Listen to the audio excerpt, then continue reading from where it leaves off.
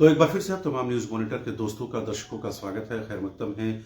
आज 3 दिसंबर की तारीख है, बुधवार का दिन है, लिहाजा बहुत सारी खबरें हैं। उन तमाम खबरों की चर्चा करेंगे, लेकिन बेहद कम समय में, ताकि आपका बेशकीमती वक्त जो है वो ज़ाया ना हो, बर्बाद ना हो। सबसे पहले बात करते हैं एसआईआर की। कल सीईओ झारखंड के रवि कुमार यानी चीफ इलेक्शन ऑफिसर ने कल जो है एसआईआर को लेकर के रिव्यू मीटिंग की। उसमें उन्होंने एक आंकड़े दिए कि जो लोग एब्सेंट हैं या जिनका डेथ हो चुका है या जो लोग शिफ्ट हो गए हैं, ऐसे करीबन 12 लाख लोग हैं जिनके नाम को एसआईआर से पहले वोटर लिस्ट से उनका नाम हटाया जाएगा। ये सुनने में अजीब लगता है कि एसआईआर से पहले 12 लाख वोटरों का नाम हटाया जाएगा। इसमें कारण ये है, जो लॉजिकल भी है, जो लोग एब्सेंट रहेंगे या जो लोग जिनका डेथ हो चुका होगा या फिर लोग जो लोग शिफ्ट हो गए, दूसरे बूथ में चले गए हैं या दूसरे स्थान पर, दूसरे राज्य में चले गए हैं, वैसे लोगों का नाम करीबन 12 लाख है, जिसका नाम जो है एसआईआर से पहले जो है, एसआईआर की प्रक्रिया से पहले उन लोगों का नाम हटाया जाएगा, ताकि वोटर जो लिस्ट को शुद्ध किया जा सके और एसआईआर के दौरान किसी प्रकार की कोहातोल की स्थिति जो है वो ना बने। इसके साथ ही उन्होंने कहा कि जिन पीएलओ का मैपिंग का काम शुरू चल रहा है, उनको ट्रेनिंग दी जाएगी और उनसे कहीं न कहीं जो है बेहतर आउटपुट की उम्मीद की जाती है। इस बीच कांग्रेस पार्टी ने एसआईआर का विरोध करने का निर्णय लिया है। आपको पता है कि राष्ट्रीय स्तर पर यह निर्णय है। कल कांग्रेस पार्टी की एक महत्वपूर्ण कार्यकारिणी की बैठक हुई, जिसमें यह निर्णय हुआ। साथ ही आगामी 14 तारीख यानी 14 दिसंबर को जो वोट चोर गद्दी छोड़ के नारे के साथ जो दिल्ली के जंतर मंतर में एक रैली का आयोजन किया गया है, जिसमें करीबन झारखंड से 5,000 कांग्रेस के कार्यकर्ता और पदाधिकारी जो है उसमें शामिल होंगे और कहीं न कहीं अपनी बातों को वो रखेंगे। इस बीच दूसरी महत्वपूर्ण खबर झारखंड से ही है, जो कि जिसमें इन्फोर्समेंट डायरेक्टरेट यानी कि ईडी ने जो है कल जो है सीए नरेश केजरीवाल के 14 ठिकानों पर छापेमारी की और इसमें फेमा के तहत जो है ये रेड डाला गया। और झारखंड में कमोबेश ये पहला मौका है जब फेमा के तहत ये कार्रवाई की गई है। 100 करोड़ के हवाला के निवेश का पता चला है, तो जाहिर सी बात इतनी बड़ी रकम का पता चलना ये बताता है कि केंद्रीय एजेंसी के पास कहीं न कहीं इनपुट है, जिसके आधार पर ये 14 ठिकानों पर छापेमारी की गई है। एचईसी को लेकर अच्छी खबर नहीं है। एचईसी को लेकर के एक जो नेगेटिव खबर है वो सामने आई है। उसमें यह है कि committee of groups of officer CGO ने जो है एचईसी को बंद करने की अनुशंसा की है, जिसके बाद वित्त मंत्रालय ने उद्योग मंत्रालय से इस बारे में बैकग्राउंड नोट जमा करने को कहा है।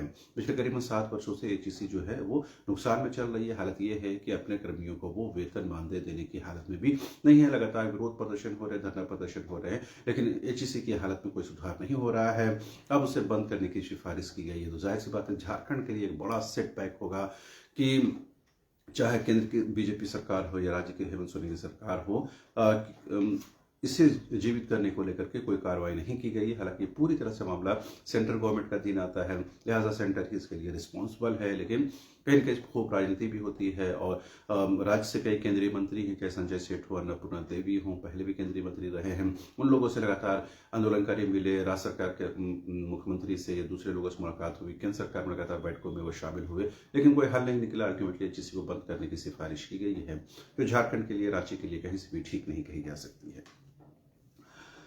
इस बीच बीजेपी ने बिजली दरों के वृद्धि के प्रस्ताव को आम जनता के अहित को बताया है। प्रदेश प्रवक्ता प्रतुल शाहदेव ने कहा कि जो सरकार चुनाव के दौरान बिजली को मुफ्त देने की बात कह रही थी, वो सत्ता में आने के बाद बिजली को दरों में करीबन 30 से 60% वृद्धि का प्रस्ताव लाने जा रही है, जो आम लोगों के लिए भारी मुसीबत का सबब है।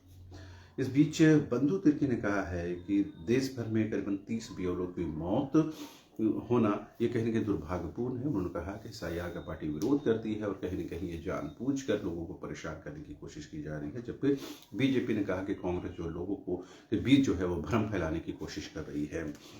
एक महत्वपूर्ण खबर जो पूरे दिन झारखंड में एक महत्वपूर्ण राजनीतिक तौर पर यह बात सामने आई कि बीजेपी के साथ जो है झारखंड मुक्ति मोर्चा गठबंधन करके सरकार बनाने जा रही है। और यही वजह है कि मुख्यमंत्री हेमंत सोरेन पिछले 4 दिनों से दिल्ली में हैं। शाम होते होते झारखंड मुक्ति मोर्चा के जो ट्विटर हैंडल उससे कहा गया कि जेएमएम झुकेगा नहीं, झारखंड झुकेगा नहीं। बाद में पार्टी के जो केंद्रीय महासचिव हैं सुप्रियो भट्टाचार्य, उन्होंने मीडिया को बताया कि यह अफवाह है और किसी भी सूरत में ये दोनों जो है एक साथ नहीं हो सकते हैं। मुख्यमंत्री जो है निजी कारणों से गए हुए हैं और जानबूझकर ये अफवाह फैलाई गई है। बीजेपी ने भी इसे डिनाई किया, जेएमएम ने भी इसे डिनाई किया, लेकिन सच्चाई ये है कि जेएमएम बीजेपी के साथ सरकार बना चुकी है। बीजेपी जेएमएम के साथ सरकार बना चुकी है, लिहाजा राजनीति में कोई किसी के लिए अछूत नहीं होता। सत्ता अगर पानी हो तो कोई भी कॉम्प्रोमाइज किया जा सकता है। बहरहाल इस बीच एजी की एक महत्वपूर्ण रिपोर्ट आई है जो कहीं न कहीं ये बताता है कि केंद्र से मिलने वाली राशि जो है झारखंड को, उसमें कमी आई है। जो आंकड़े उसके मुताबिक अब तक 11.30% राशि प्राप्त हुई है, जबकि पिछले वित्तीय वर्ष में ये आंकड़े कहीं ज्यादा इस दौरान थे। तो जाहिर सी बात इसे लेकर कब राजनीति होगी और आरोप प्रत्यारोप का दौर भी शुरू होगा।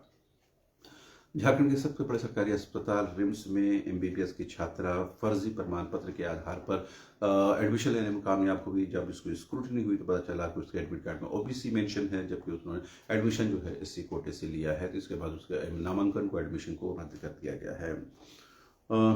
इस बीच एक दो महत्वपूर्ण खबर है। राष्ट्रीय स्तर पर संचार साथी ऐप को इंस्टॉल करने के कंपल्शन पर कहीं न कहीं पार्लियामेंट में हंगामा हुआ। विपक्ष ने कहा कि यह जासूसी करने वाला ऐप है। बाद में केंद्रीय मंत्री की तरफ से यह कहा गया कि ये ऐप ऑप्शनल है, आप इसे डिलीट भी कर सकते हैं, कोई कंपल्शन नहीं है। इसी बीच एप्पल की तरफ से, एप्पल कंपनी की तरफ से भी यह खबर आई, उन्होंने इस बात को इनकार कर दिया है कि डिफ़ॉल्ट तौर पर संचार साथी ऐप को वो अपने हेडसेट, अपने मोबाइल फ़ोन में इंस्टॉल करेगी। तो जाहिर सी बात है, बाद में कहीं न कहीं खुद केंद्रीय मंत्री की तरफ से ये सफाई दी गई कि ये ऑप्शनल है, ये कंपल्शन नहीं है कि आपको रखना ही रखना है। जब विपक्ष ने कहा कि ये जासूसी करने की कोशिश है और कहीं न कहीं जो है मोबाइल फ़ोन के माध्यम से जो है लोकेशन ट्रेस किया जाएगा, उसके एक्टिविटीज़ ट्रेस की जाएगी, गतिविधियों को ट्रेस किया जाएगा, जो साफ साफ बताता है कि ये जासूसी ऐप है। दूसरी तरफ एक बहुत महत्वपूर्ण खबर ये है कि रुपये जो है लगातार गिरता जा रहा है। डॉलर के मुकाबले रुपये जो है 43 पैसे गिर करके 89.96 प्रति डॉलर हो गया है और ये कहा जाए रिकॉर्ड निचले स्तर पर ये पहुंच गया है। इसको लेकर के विपक्ष जो है वो कहीं न कहीं केंद्र सरकार की नीतियों को जिम्मेदार ठहरा रही है और ये बताने की कोशिश कर रही है कि केंद्र सरकार की आर्थिक नीतियां लगातार जो है वो धराशायी हो रही है। बहरहाल अभी के लिए इतना ही। आप तमाम दर्शकों से रिक्वेस्ट है कि इसी खबरों को प्रचार प्रसारित करें, चैनल को सब्सक्राइब करें, कमेंट करें, लाइक करें, शेयर करें और जो भी कमेंट करें वो संसदीय भाषा में करें। Thank you so much.